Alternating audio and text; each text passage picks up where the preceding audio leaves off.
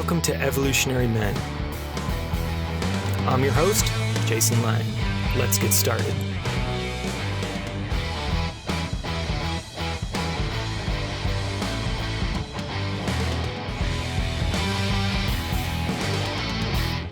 I am back with my teaching partner and dear friend, Jason Lang, Heart of Shadow, our flagship course to really welcome men into the heart, the fold, a place of belonging, a place of empowerment and healing.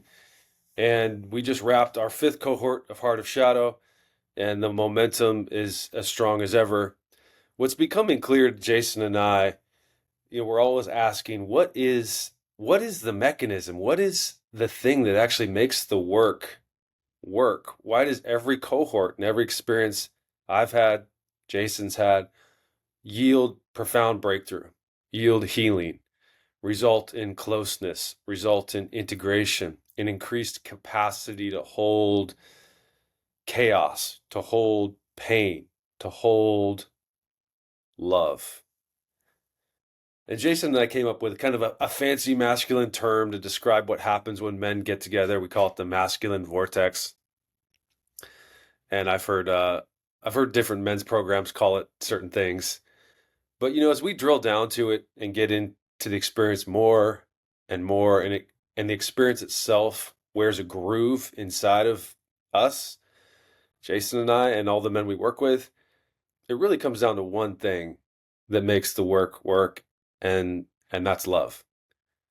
And of course, as we say it, there's the hesitancy to go, oh, is this kind of woo-woo, hippie? And there's nothing wrong with being a hippie or woo-woo. I'm from Eugene, Oregon, so this is where all the hippies moved after the 1960s from San Francisco. So I'm all for the hippie movement. But the love we're talking about, it has certain characteristics, and it arises when you put the right circumstance around it, when you put the right conditions around relating. And then some incredible things start to happen. And so as we learn more and more about this through experiencing it directly and studying it, we have more to say about it. Yeah, I think what we've been discovering, both in our own journeys and in the journey of leading men through this program, is what an ache it often is for guys. Maybe love feels a little too woo-woo for you, but something about acceptance and approval as well is another way to think about it. And was really sitting with me this last week in that all of us as men, as humans, right?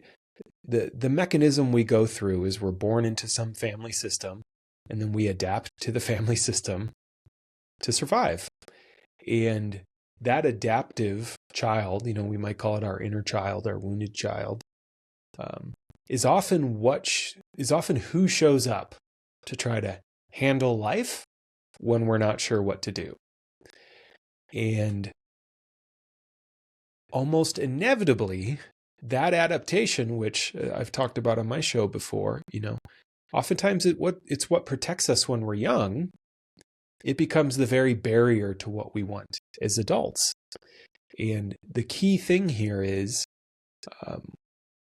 though people might think otherwise, the way to grow that part of all of us up is through love and acceptance. It's not through shame. It's not through discipline. It's not through getting rid of that part of ourselves. What we've seen, and certainly what I've experienced, is when that part is met with love and acceptance, it knows what to do to grow itself up, to reintegrate back into the nervous system. This is, something you and I have talked about in this program. In a sense, the type of shadow work we do it's a type of anti-coaching, because we're not actually telling you what to do. We're creating a context within your system where you have an insight, a realization, love touches you in some capacity, and then the system just knows often how to reorganize. I know it sounds totally woo-woo, but it's just, we see it in guys as they're receiving this type of love and acceptance, it's like their whole nervous system starts to rewire and settle in a way. And why this is key and what makes it not just woo-woo is, I can tell you, if you want to be a powerful, effective man in the world, you have to be able to show up in the ways you want in the moments that matter most. And most men have not fully integrated their wounding.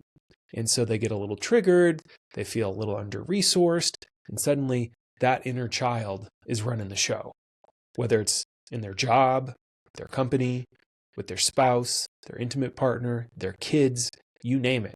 I mean, I've been doing this stuff a while, and yeah, mine still shows up a couple times a month, I'd say. Have a very different relationship, and I'm able to bounce back from that in a pretty profoundly different speed, but it's still really important.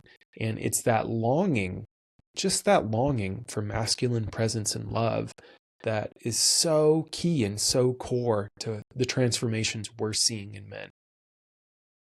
We get so used to, as men, not receiving love, particularly from the masculine. And I might tell my story here. I've told it many times. And so what ends up happening is we put tremendous pressure on the feminine for love. And it sets up this discordant amount of pressure between masculine and feminine. And we could actually see that dynamic as the source of a lot of problems between masculine and feminine. There's so much pressure to fulfill each other. In reality, there's this major nutrient that's missing. And that nutrient is the love that comes from masculine. Something we've been touching on this last 6 months. The masculine love does a couple things. First thing it does is you feel safe. You feel safe to be in a space of no demand. You don't have to perform. You don't have to show up. You don't have to push your body. When you're in the presence of masculine love, you can let go. The beauty of letting go is, as you let go, you feel yourself be lifted up. Your body lifts up, your spine elongates, it becomes more erect, and it enables you to pick your head up, to look forward, to look at the horizon line and gain perspective. But to have the strength to do that, we first have to feel safe, to move out of fight or flight, where our vision narrows, tunnels down, and our head dips, and we get really myopic about what we have to do to survive. When the presence of masculine love enters our nervous system, the first thing we do if we're exhausted is we collapse because we're tired. But then we recoalesce, and we rise, and we lift, we look around, we see, there's someone here that I feel safe with, someone here that I can reveal the pain that I'm under, and we don't feel alone. Our relationship to being alone and lonely begins to go away. You and I have been running shadow work sessions individually for many, many years before we collaborated. And of course, together in our men's group, Jason, I think we've done 14, 15 sessions, 5-day sessions over the last 8 years. And we've experienced this phenomenon so many times that now it's clear that there are principles of the animate nature of vitality that are operating when men get together in a context that allows their longing and love to come to the foreground. And so this brings in the question, what is that context? What are those set of conditions that you and I create that allow that to happen? Because men have been gathering for centuries, or just we'll speak in more modern terms, into locker rooms or into work culture, and love doesn't necessarily flow to the degree that we're talking about. There are levels of camaraderie that move in a locker room that enable a team to win a championship around throwing or kicking a ball. And of course, we aggrandize that as this incredible thing, and it is incredible in certain ways, right? But there is a kind of, I hesitate to say cracking a code, but it's more like we dismantle the already established conditions and reestablish new conditions um, that allow that longing to come forward and that love to start to radiate into a space. And I think one of the things that drew me to this work, and I know you too, Jason, is that there was something. One of the conditions in the work is that we create a non-shaming environment. Shame is really not permitted to enter the space, which means we're never talking down, we're never being critical, we're never being authoritative in a demeaning way to anyone in the experience, which is strange because in the transformational marketplace, really, for a long time, as long as I've been in it, and my parents were in it from the 70s through the 80s, etc., shame was definitely a part of transformation. Putting someone on the hot seat, drilling them down, calling them out, taking them to task in various ways, in various styles, in the name of dismantling their ego so that they could experience who they really are.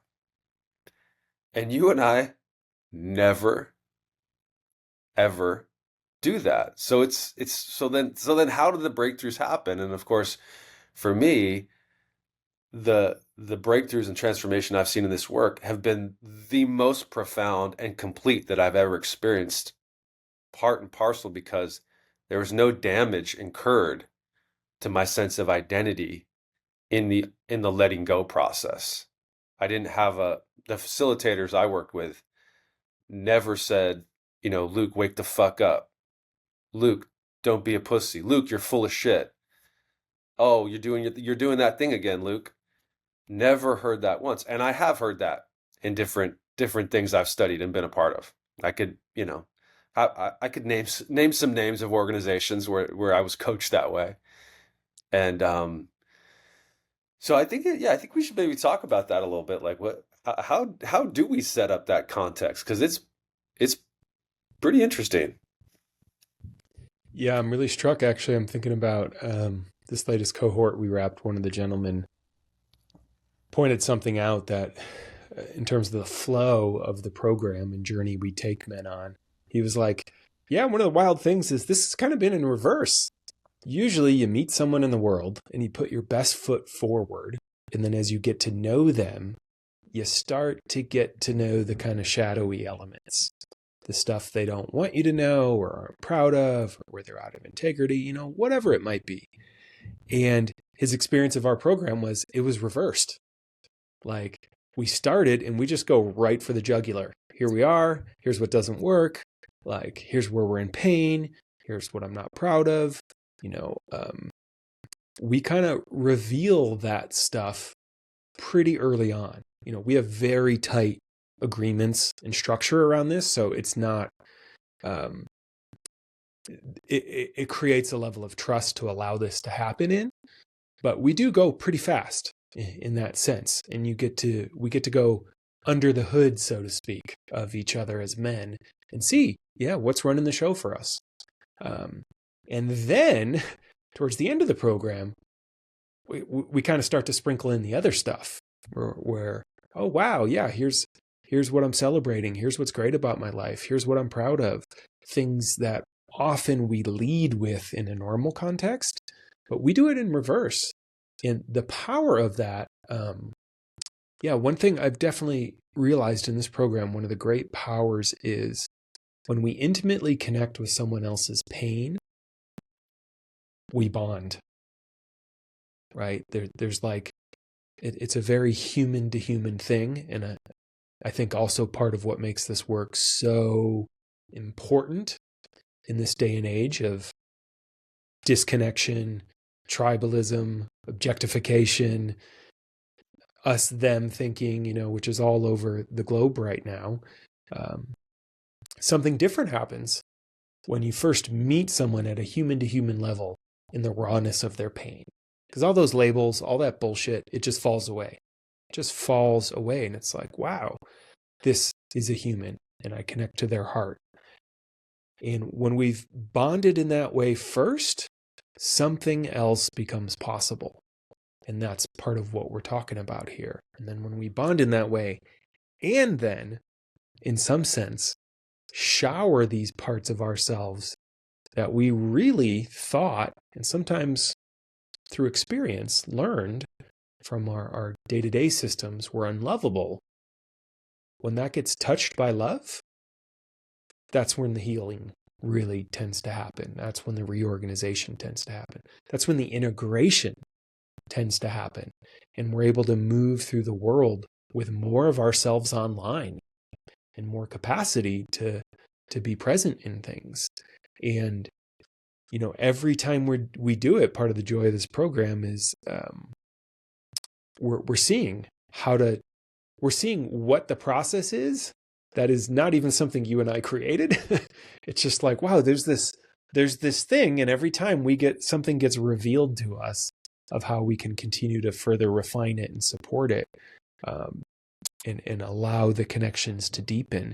And love really is the central ingredient.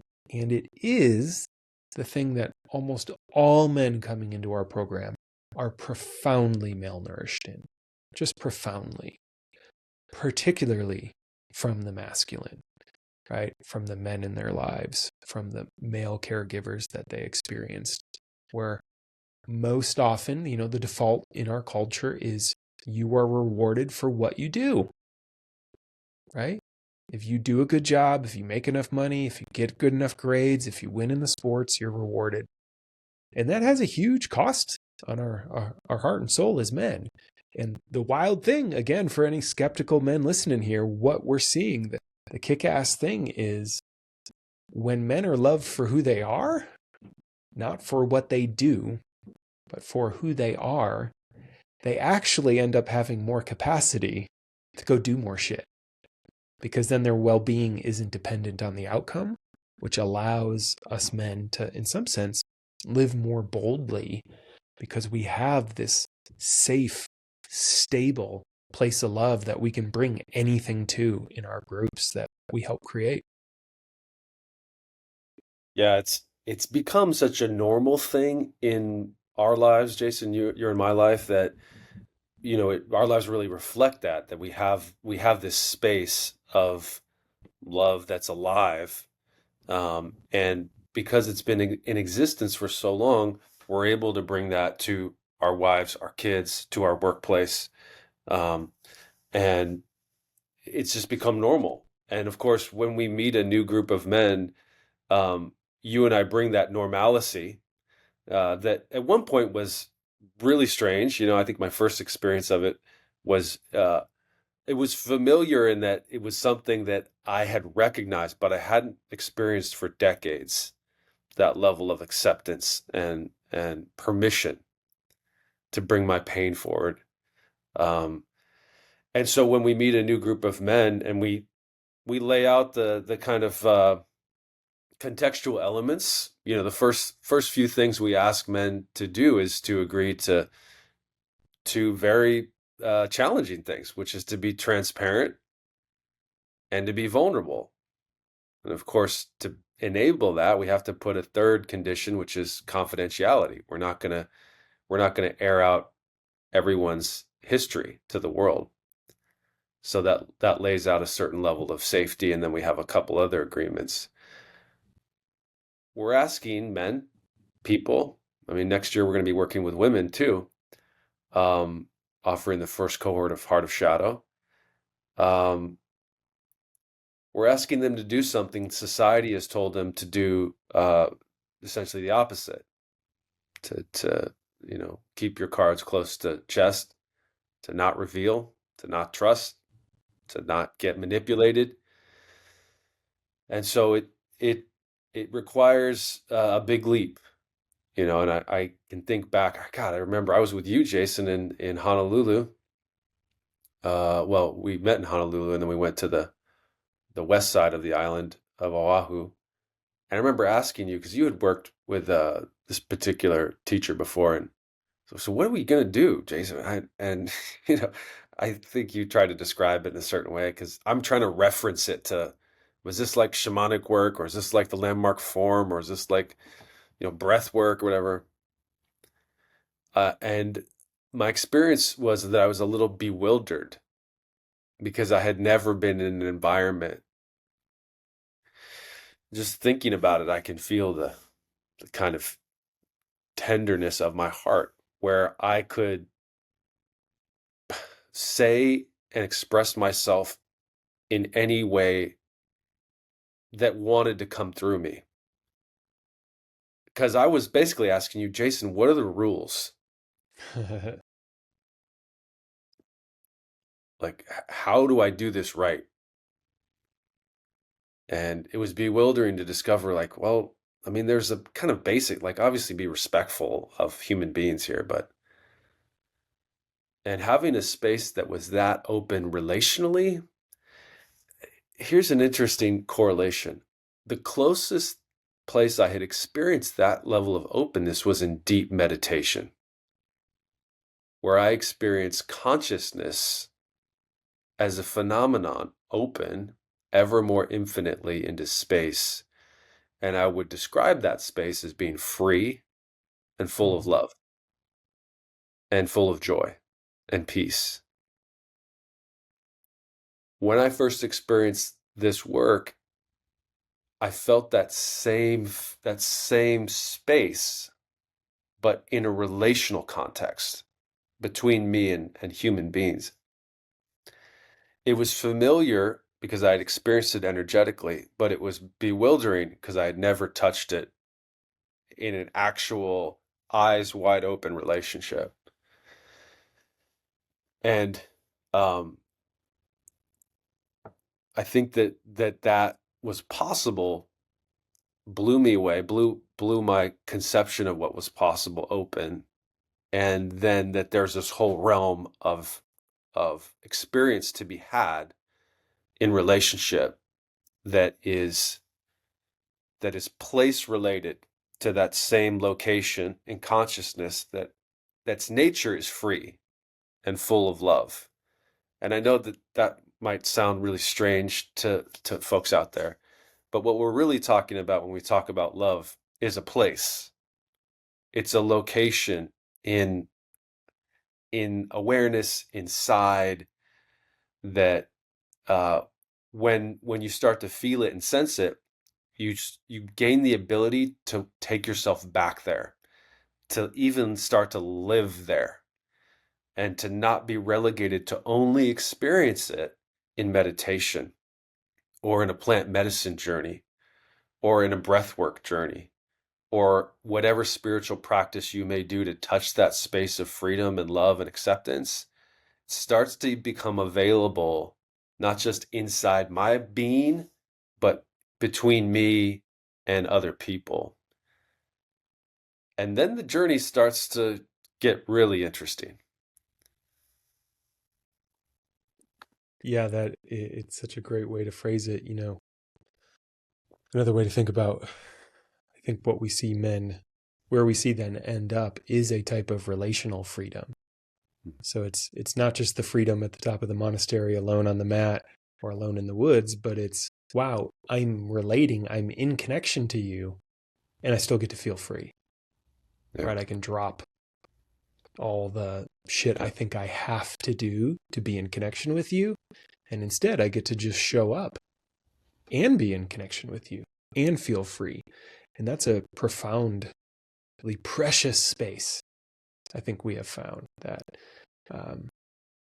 isn't available to most people out in the world. And when they first touch it, it's life-changing. Like, it's legitimately like, whoa, okay, I just saw the Matrix here. And now I have this place I can plug in that fuels the rest of my life, right? There's this deep place of knowing and connection and trust and love. I mean, go deep enough in and a lot of these things start to collapse, freedom and love, like it all just becomes this state of, oh, it's all okay. Yeah. Right? It's all okay. Right. And that, for so many men that come into our program shouldering so much burden and heaviness of what they think they have to do, or even how they think they have to be in the world in order to X, Y, or Z. When that Yeah. gets taken away, that's where so much of the life force and the energy we're talking about starts to come back. It's like, oh, wow, all of that capacity, all that resource I was using to try to figure out all that just becomes available to me now to feel alive, to feel more deeply, to love more, to move towards what I want in an even more profound way. And a lot of guys have just never had that and don't necessarily know how to even receive it. And I think that's part of maybe the gift of the groove our groups create is they do have a certain amount of momentum to them, meaning there's like an energetic tidal wave that comes to help break down some of those barriers to reception to guys. It's like there's actually nothing you have to do here. You just have to let go and go for the ride.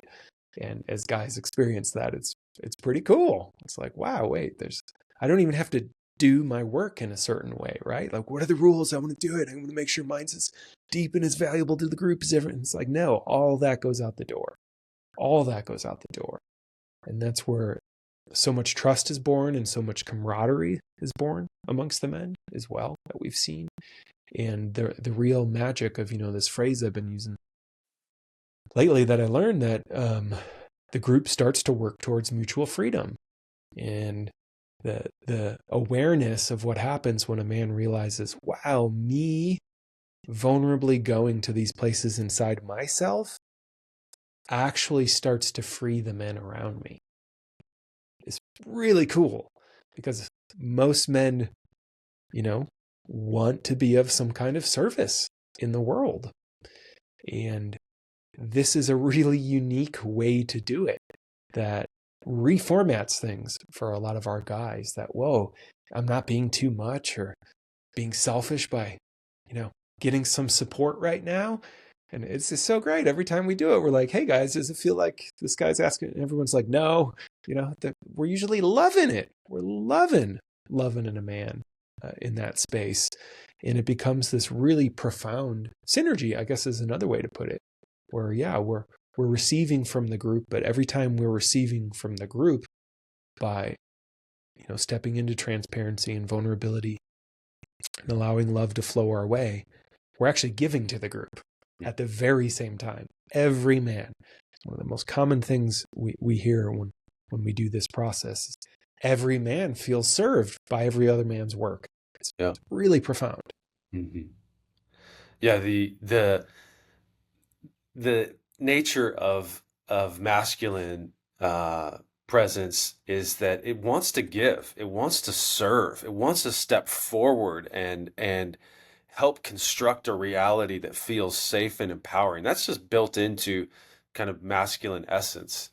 And so when you give a man an opportunity to come forward and give his longing, to extend his heart to another man who's hurting, we love that opportunity. It speaks to our heroic nature to want to kind of lift the world up. And we all want that. And it's such a gift to be given that opportunity to serve someone. And I want to just take a moment to describe the nuance of what occurs around this sensibility of love and care. And it's this beautiful virtue that starts to arise, not in the beginning of the group, but it is definitely present by the end of the program. And it's not a quality that comes online, but initially because it's more refined and it reflects a level of trust. And different traditions call it different things. One name for this quality is adoration. Another name for it is devotion. But it points to this quality of kind of loving gentleness, loving care that's attuned. There's an attunedness to it. And that attunedness occurs as each man steps in and shares, as we hold each other's stories, as we become keepers of each other's truths. And what adoration does is it titrates its focus to deliver the right dosage of care. And when that dosage comes in just right, it's like medicine. it unlocks the pathology, and things, blood and energy start to flow. Things that were once constricted and tight deconstrict, relax, and you get life force, you get vitality coming back. And that feels good. That feels safe, and we just want more of that. We're no longer bound to hold our grief in, to hold our lust in, to hold our rage in, to hold our fear in all their derivative forms.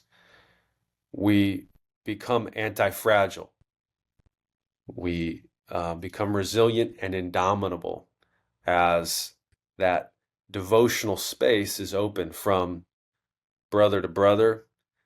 And ultimately, Jason, something that we also say is that, often we're the last ones to get updated to how great we are for various reasons, which are somewhat self-explanatory. But when that devotion, that sense of adoration, adoring, in a fully awake way, starts to come back to me, like I start to appreciate myself with care, then the entire cycle becomes complete. And that's in part, we didn't fully anticipate this when we designed Heart of Shadow, but that we designed it to be decentralized, which means when the program ends, Jason and I don't own your group. You own the group. You and the other men in the group are owners of it and its culture and the thumbprint that you created. And that we, our job is to facilitate that. We're like midwives of the soul of the group. And we midwife, we help birth that. Once it's alive, then it's a being that just needs to be tended. And you have the capacity to do that, just like loving parents would to a baby. They're devotional, they're adoring, they're attuned, they're listening. They're attuned to that pitch of the cry of the baby. And, in some ways it captures the essence of all of life. As Heart of Shadow is like a birthing back to what's most beautiful about you. And you get, nine brothers to help that unfold. Once it's established, yes, it has a living momentum, just like a child. It's alive, and it will continue to thrive as long as it's tended with love, devotion, care. And it will just continue to grow and grow and grow. It's super, it's just such an honor to witness every time as well. Like, always so grateful to be part of it. And, it just strikes me one way to kind of wrap this up. I think what happens in this feedback mechanism we see happen in the group where we learn doing our work as service to other men is not in like a big philosophical way, but in a very direct, tangible way. It starts to connect us to, my pain can have a purpose. Me touching my pain, being with my pain, actually becomes an act of service. And it becomes me being on purpose in the world, in a sense, in a way to serve. And these parts of myself that I've held in shame or fear before, because I thought, I don't want to burden other men with this. I don't want to burden other people with this.